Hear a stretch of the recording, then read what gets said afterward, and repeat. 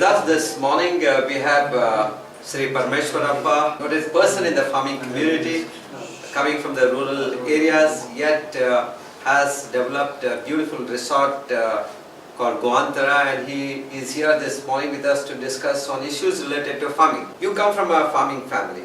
Yes. And from the farming family you moved to the city, and then you got yourself employed in government organization. Correct. And from there you took a shift to this business of resorts.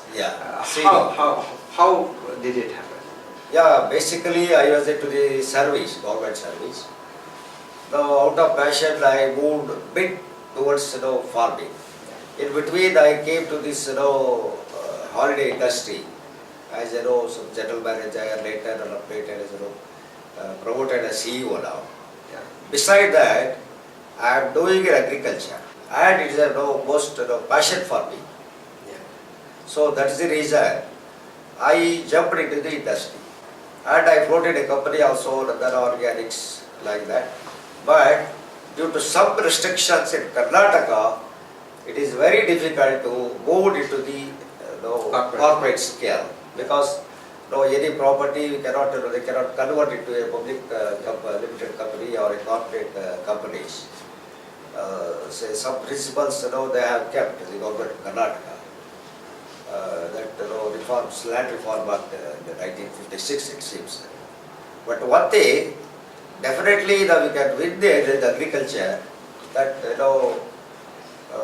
wherein the government is providing a lot of privileges and benefits to the all farmers To make farming a sustainable venture in the country, wherein such a big country having a 70% of agriculture is, but their production is very less, wherein the 2% Americans are doing, the whole country's plus export they are providing. Where in the India, the 70% of the farmers producing the 2% of the Indian requirements, it seems. Agriculture in this country is more than about 10,000 years old. Farmers in this country had a huge experience in farming, and ever since the Green Revolution came and people switched over to chemical fertilizers, hybrid seeds, and momentarily there was spurt in the income of the farmers. There was increase in the yield, but yet the situation of the farmers did not improve substantially. Now it is a U-turn. Yeah. The very the Guhantara Shri seems, I think, in the third 5-year plan, that is what they made a green revolution. They brought chemical manure. Yeah. They forced all farming community to go through it. So once they accustomed, now the same government is moving towards the organic cultivation. But it's a very good this thing. The government of India is doing well, but they are giving a lot of subsidies, discounts, and waiver of loan. That may not be required, as I know and study. Okay. Only thing, the two sectors they have to stabilize. One is water resources, other one the stable market for the agriculture products. Yes. Those things, the both ends are covered. Definitely the Indian agriculture will be a sustainable farming. Yeah. Then only the farmers will remain as a farmer. Otherwise they will move, they migrate to the urban areas and do other business, neglecting their farmland. There's also a talk about zero budget natural farming, mostly advocated by Subhash Parekar, who also was honored by Government of India by Padma, by honoring, by giving him an award. So, what do you think? Is really zero budget natural farming is a solution to feed the masses in need? Yes, sir, that is a solution, but not exactly immediately. Okay. See, our holding, in India, our holdings, minimum land holdings is around 2.5 acres as an average. Yeah. So very difficult. Zero farming means now we have to switch over the land to the organic cultivation, where it takes a minimum 3 to 4 years or 5 years to accustom this soil. into this organic soil. So that a gap period is very high time for all every farmers. You mean the use of chemical fertilizers, herbicides and Yes, sir. pesticides has deteriorated the soil, and to bring back this soil into farm Yes. for organic farming it takes time. Yes, sir. That's what. How many years it may take? It may definitely it may require 5 years. During this period, it is a gap, high time. Is that your experience? You have been farming. Yeah, I have experienced it. I am slowly converting by the soil into the organic. What are the crops that you grow now? See, lastly I tried so many vegetables. Yeah. That was good only. Yeah. In the market end, while marketing all my product, my overall production has come down. That in terms of rupees. Yeah. But what I mentioned earlier, now the government of India or the government of Karnataka has to focus on very good price for the products. Yeah.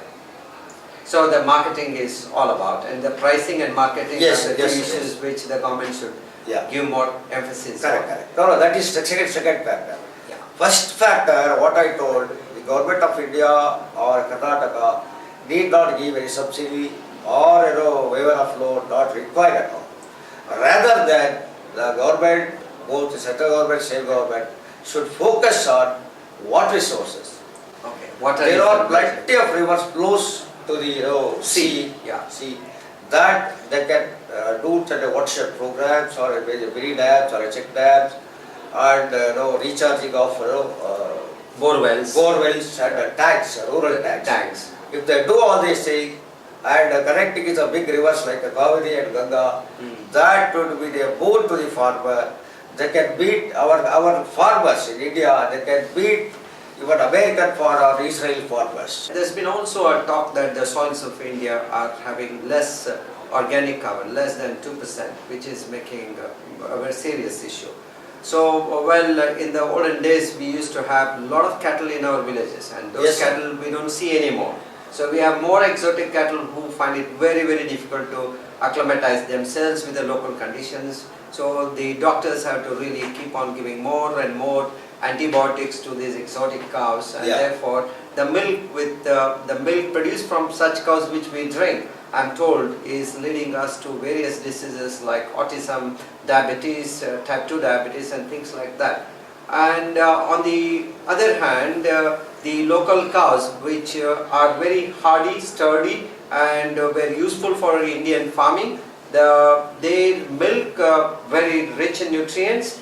Just because they are giving less milk, the farmers really rather abandon these maintenance of these indigenous breeds of cows.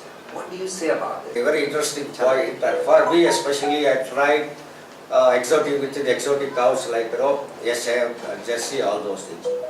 I had nearly 60 cows. Yeah. As you know, it was good only. After some time, as you said, it's all these very cows are more prone to the diseases. Yeah. So that we have to go to, once that all antibiotics given, that will become unfit for the human consumption. Yes. Okay. That leads to even cancer also. Yeah. In advanced countries, all animals are called cow pig. Yeah. But wherein Indian cows, it is a painful and it is a great loss to India. We are losing all Indian original native breeds. Now the people have to think and they have to make a movement, as they did in the Green Revolution for the third 5-year plan, to save and bring back our Native breeds. Yeah. That milk itself will cure the so many diseases. It gives a lot of energy, or so many illnesses. that becomes a medicine. Yeah. Medicine. Yes. Not only that, it is Kalparuksha and Kamadheru, as like Indian the traditional word. It is a Kamadheru, it is a true. Yeah. Not only that, now cow urine can use, cures lot of diseases, illness. Yeah. And it's cow dung and cow manure. It is very, very worthful. Yeah. Worthful. When compared to this exotic cows, So it is 100% of our native breed cow dung menu, and this is exotic cows menu. It is just 5%. You have native breeds of cows in your farm? Yeah, now I am trying by one. Yeah. That I am feeling good. Even day to day, I just proposed to have a bill. I will go very weekly 1 or 2 times in a week. Yeah. So that definitely it is 100% true. It is a proven theory also. Yeah. The cost of organic vegetables is so high. Yeah. Because as I I am a farmer. If I grow synthetically, putting all chemical values, I can get in 1 acre around 15 to 20 tons of tomatoes. Yeah. Where in organic cultivation, it's very difficult to reach even 5 tons. Okay. Yeah, that's just one. Do you attribute that basically to the poor soils? The soils have become. Yes, soils, because yeah. for years we use chemical fertilizers, there are no microorganisms in the Yes, sir. soil. And lack of these microorganisms, lack of this biomass in the soil has made the soils really poor. Yes, sir. And then immediately when we switch over to organic farming, Yeah. where there is no biomass, where there is no microbes, so this is a time in Yeah. which I think the government should come and support the farming. Yeah, government is giving all support. Fortunately, the government has outsourced all these productions. So the quality is Quality is not that much good. Also, you have to be bought. Yes. Even there also some drawbacks. Yes. Excise, these licenses, all such kind. So then only the people who are looking and aspirants for their organic product will get the product Yeah. at a better price, wherein both for producer and consumer will be benefited at a time. As a farmer, if you want, government has to take 2 quick actions immediately. What are the 2 actions that you expect the government to take? Then the only 2 things, sir. One is ensure the product, certified product to the Market. market, and second, water resources. Yeah, definitely will solve, at least in the 2 5-year plans, definitely will come out of all this mess.